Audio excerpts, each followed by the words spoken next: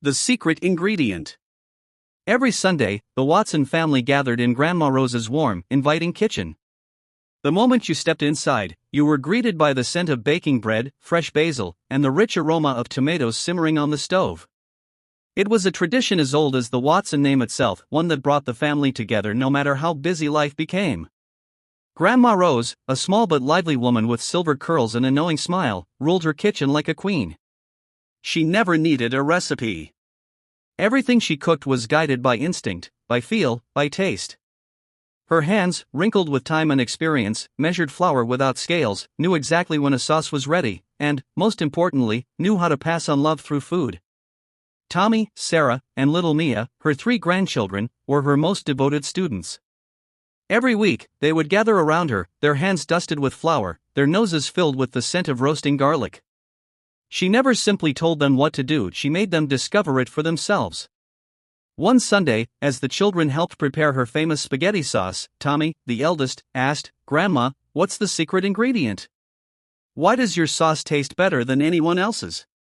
Grandma Rose simply smiled as she stirred the pot. "You'll know when you're ready." Years passed.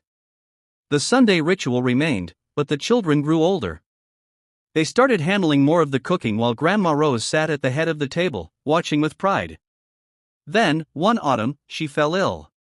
The Watsons still gathered every Sunday, but now they prepared the meal while Grandma rested in her chair, wrapped in a soft quilt.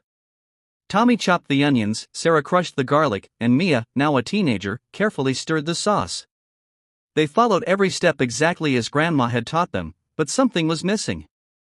Sarah frowned as she tasted a spoonful. "It's not the same," she said, glancing at Tommy. "It's close," Tommy agreed, "but it's missing something." Grandma Rose smiled weakly. "What do you think it needs?" They added more salt, a pinch of basil, an extra splash of olive oil. But no matter what they did, it still didn't taste quite like Grandma's. Then, Mia, who had been quietly watching, put down her spoon. She walked over to Grandma Rose and wrapped her arms around her, resting her head against her shoulder. "I think it's love," she whispered. Grandma Rose chuckled softly, patting Mia's hand. "Now you're ready," she said, her voice full of warmth. From that moment on, the Watsons understood. The secret ingredient wasn't something in a spice jar or a bottle.